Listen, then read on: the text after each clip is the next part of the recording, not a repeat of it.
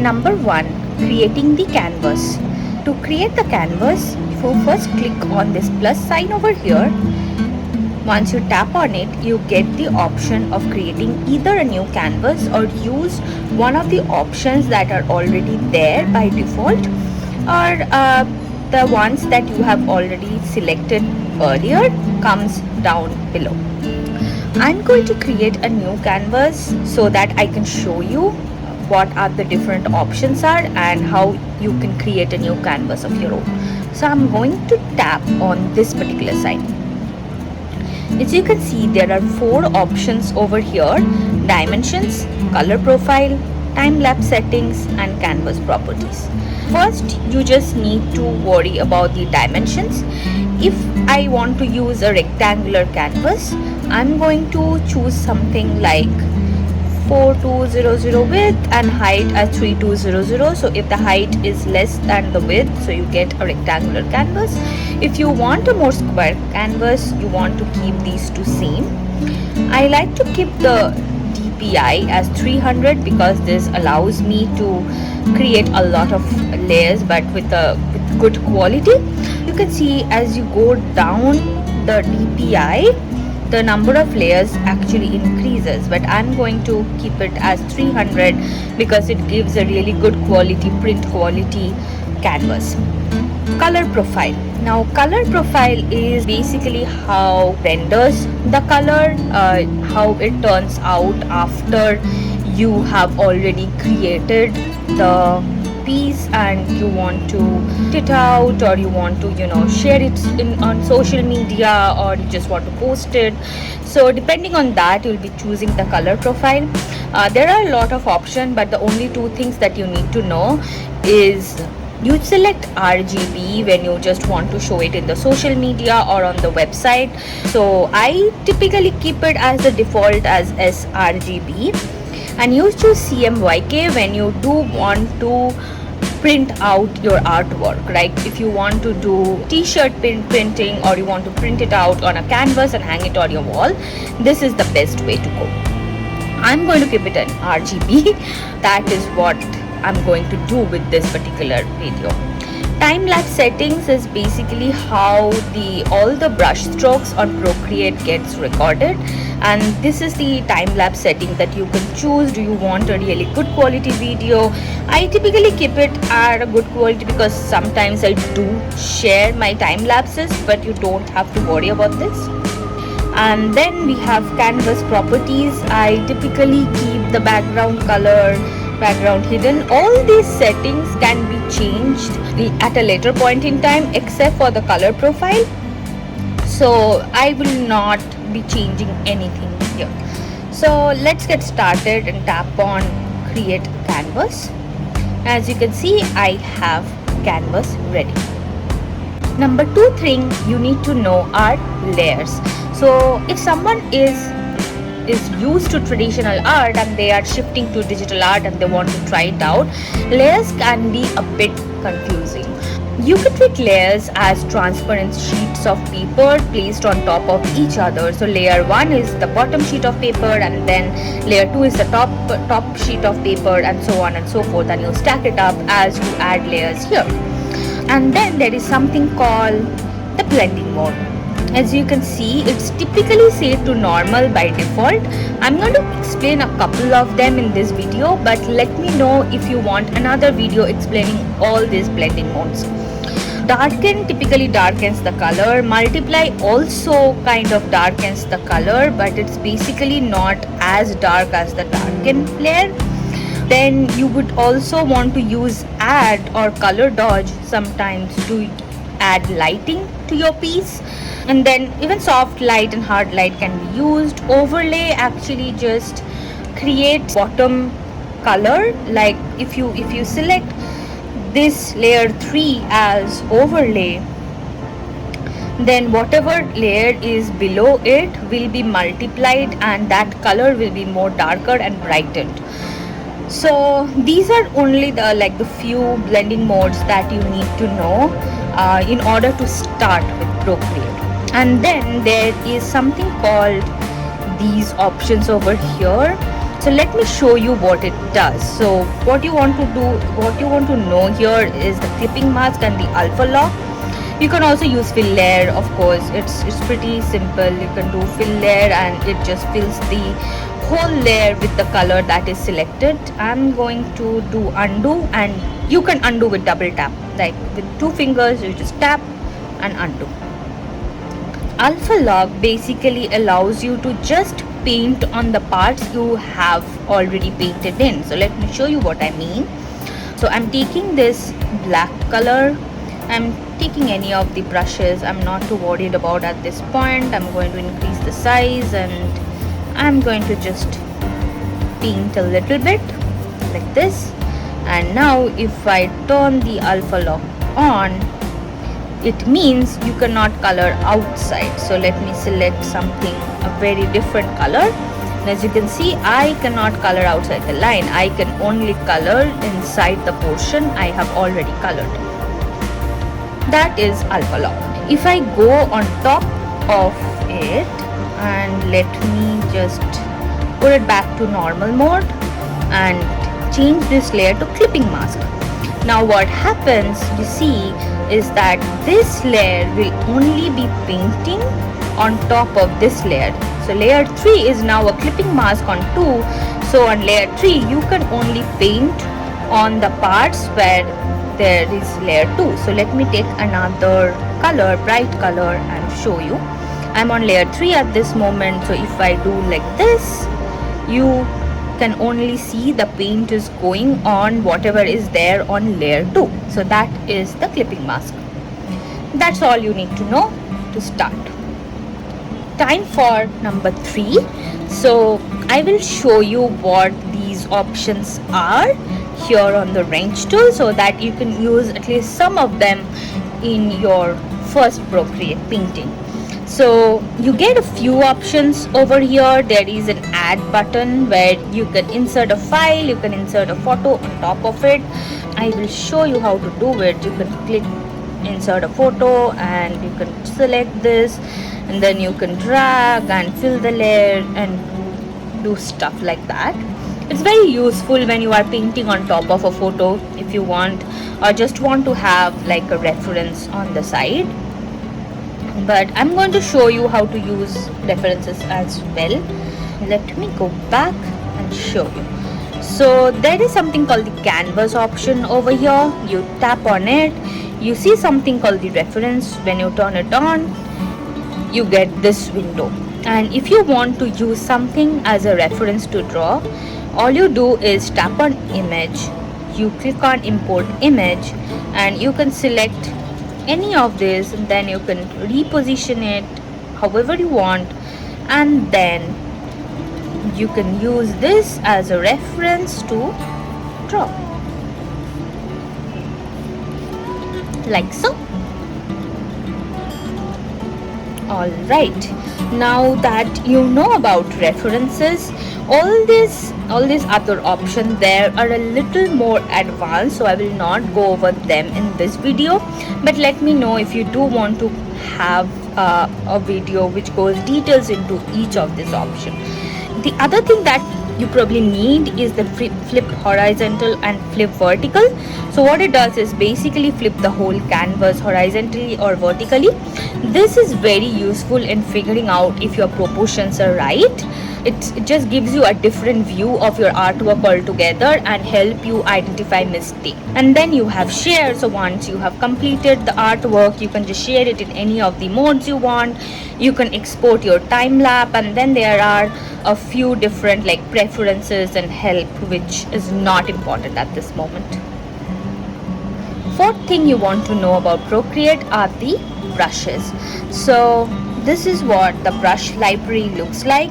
I have a lot of custom brushes. You can actually get a lot of free brushes on Gumroad and all other different websites. I have a few paid and free brushes, but today I'm going to just focus on the default brushes that comes with Procreate and a few important ones that you might be using very often.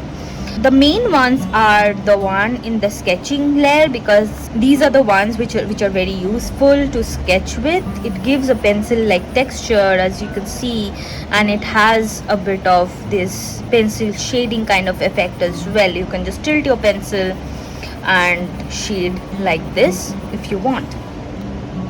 These are the sketching pencils, pretty much the same. Some has a more texture, some has lesser texture, but pretty much the same. Then there are like soft pastels and things like that as well, which you can use. So if you press harder and if you press keep your pen vertical, it gives a darker color. If you keep it like this and paint it's more softer and shade, just like a real pencil or a pastel. Then you go to inking. There are few different kinds of ink pens. Doing line art, I really like either Studio Pen or Gelsinki. So as you can see, if I select this, it gives a really nice smooth texture. Let me increase the size and show you. So it has this tapered end which gives like a very natural line and pen like texture, which gives you really nice line art. Then you have a few drawing options which are very textured ones. These are useful while doing shading when we have already done base color. I like to use this round brush a lot. This is very versatile and can be used for anything. Laying down the colors in the beginning. So let me show you. It has a bit of opacity. So if you press harder, it is really dark, and then if you press lighter, it is really light. So it gives you a lot of control on how you want to paint, and it kind of mimics the real life, paint brush kind of a feel. And of course you can use a flat brush or a round brush. There are some textured brushes which I like to use as well. It kinds of give a more textured feel in your painting, a more organic feel in your painting, which I really like. So I tend to use these brushes a lot. And then you get all these awesome options of like drawing flames. Let me show you. So yeah, you can do like things like that. There are a lot of this stuff already that comes default with Procreate, so you can play around with all this and figure out how you want your painting to look like. The fifth thing that you need to know is the flood fill tool. It's a hidden feature on Procreate which can be used to fill like particular shape. So what you do is you go to calligraphy and take a brush like monoline, which is very solid and there are no gaps, and you take a color and you create a shape. Make sure you create a closed shape, and then you can drag the color and this gets filled. So if you want to fill the whole page, you can totally go outside and fill the whole page, but if you just want to quickly color like some bits and pieces of it, you can do this. So it's pretty simple. There are ways to increase or decrease the threshold. Let me show you. So let me decrease the size a little bit. So if you have say a blob and you want to do this, you see the blue bar over here. This tells you how much the color drop threshold is. You can increase it, you can decrease it. This is useful when you have like a feathered brush which has created the outline and you want to control how much of the fill you want. Let me now draw a shape and show you some other tools. I have filled it. Now what I'm going to do, I'm going to show you the select tool and the transform tool. This is tip number 6 and 7. This is the select tool. So you see, you get a free option, you get automatic, you get freehand, you get rectangle, you get ellipse. I typically like to use freehand to make sure that I can clearly control the part of the painting. So I'm going to select freehand and make sure that the color field is not selected. And then I can select this part. Okay. And now this whole area is selected. This is the transform tool. I can use this to move it around. So this is really useful when you just want to select a part of it and move things around, play with proportions. So let me show you. I'm going to only select this part of the painting, select it, and I can move this around to make into another shape, and I'm done. Another important feature of Procreate is the automatic shapes and smooth lines. So let me show you what I mean. It depends on brushes. In most of the inking brushes, it's inbuilt, even in the calligraphy brushes. So monoline, let me show you. You see the drag, it gives a very smooth line, right? But if I take something like a drawing brush, which has, or a sketching brush, if I do the same thing, it is not that smooth, it stutters. Some brushes are even less, but this one has very smooth line. There is one more thing, one more feature on Procreate, which is if you take any brush, you can create shapes by just tapping and holding. So say I want to just create a circle, right? Let me clear this and show you. I just want to create a circle, but I draw like this. Definitely not a perfect circle, but if I hold it, an ellipse gets created. If I tap it, it becomes a circle. So let me show you one more time.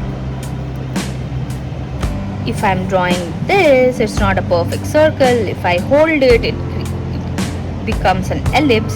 If I tap with another finger, it becomes a circle. And this is true for a lot of shapes. It's quadrilateral. If I tap, it becomes a square.